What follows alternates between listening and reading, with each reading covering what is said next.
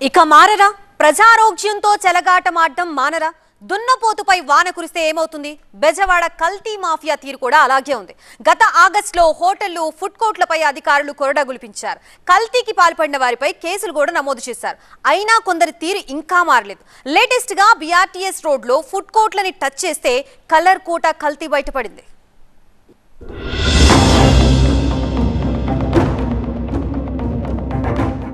రంగు భలే, రుచి భలే భలే, మరి శుచి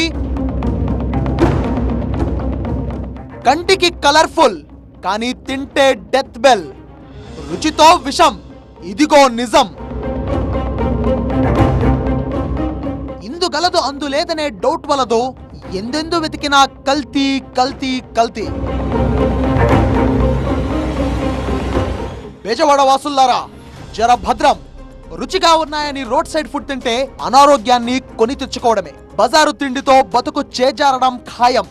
ఎందుకంటే food safety controller Srinivas and team ఆధ్వర్యంలో నిర్వహించిన తనిఖీల్లో ఈ కలర్ఫుల్ కల్తీ వ్యవహారాలు ఇలా బయటపడ్డాయి. చూశారుగా, శుచి శూన్యం. టేస్ట్ బాగుందని ఇలాంటి ఫుడ్ తింటే ఆరోగ్యం ఇక అటకెక్కినట్టే. ఈట్ స్ట్రీట్ ఫుడ్ కోర్టులో స్ట్రీట్ కార్డుల పేరిట ప్రజారోగ్యాన్ని ఎలా ఎసరు పెడుతున్నారో ఫుడ్ సేఫ్టీ అధికారులు కళ్లకు కట్టారు. విజయవాడ BRTS రోడ్ లో ఆకస్మిక తనిఖీలు చేశారు అధికారులు.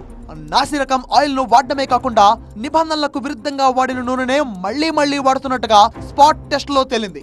అయితే టేస్ట్ కోసం వంటకాల్లో వాడుతున్న కలర్స్ ను స్వాధీనం చేసుకున్నారు. ఫ్రిడ్జ్ లో నిల్వ ఉంచిన మాంసాన్ని గుర్తించారు. ఇక కొన్ని ఫుడ్ కోర్టులు స్ట్రీట్ కార్ట్లకు ఎలాంటి లైసెన్స్ లేకుండా దందా చేస్తున్న వైనం ఈ తనిఖీల్లో తెరపైకి వచ్చింది. అక్కడ BRTS రోడ్ లో సుమారు ఒక 60 కిలోలు రంగు కలిపిన టేస్టింగ్ సాల్ట్ ఉన్నది డిశ్చార్జ్ చేయడం జరిగింది.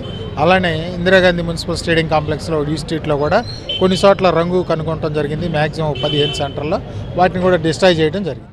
వారే వా, ఏమి రుచి అంటూ road side biryani, roasted chicken ను తెగ తినేస్తుంటాం. కానీ ఇవే వంటకాలను ఇంట్లో వండితే ఎందుకు ఆ రంగు, ఆ రుచి అలా ఉండవు?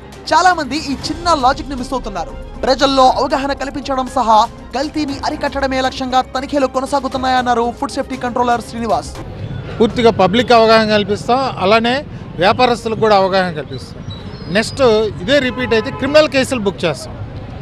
కాబట్టి ఇందు మూలంగా తెలియపరిచేది ఏంటంటే ఈ వ్యాపారస్తులందరికీ రంగులు వాడొద్దండి, పబ్లిక్ ఆరోగ్యంతో చెలగాటం వాడొద్దు, అలానే టేస్టింగ్ సాల్ట్ వాడొద్దు.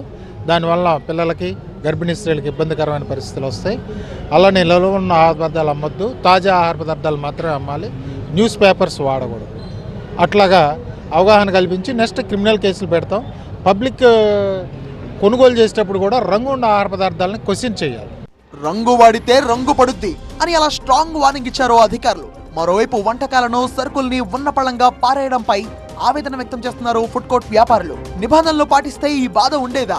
కల్తీ వంటకాలను ధ్వంసం చేశారని అంత ఆవేదన చెందుతున్నారే, మరి కల్తీ ఆహారంతో తమ ఆరోగ్యాలకు ఎసరు పెట్టడం న్యాయమా అని ప్రశ్నించారు కస్టమర్లు. అధికారులను అభినందించడం సహా తనిఖీలు కొనసాగించాల్సిందే అన్నారు. ఇక నిబంధనలు అతిక్రమించిన వ్యాపారులపై చట్టపరమైన చర్యలకు రంగం సిద్ధం చేశారు ఫుడ్ సేఫ్టీ అధికారులు.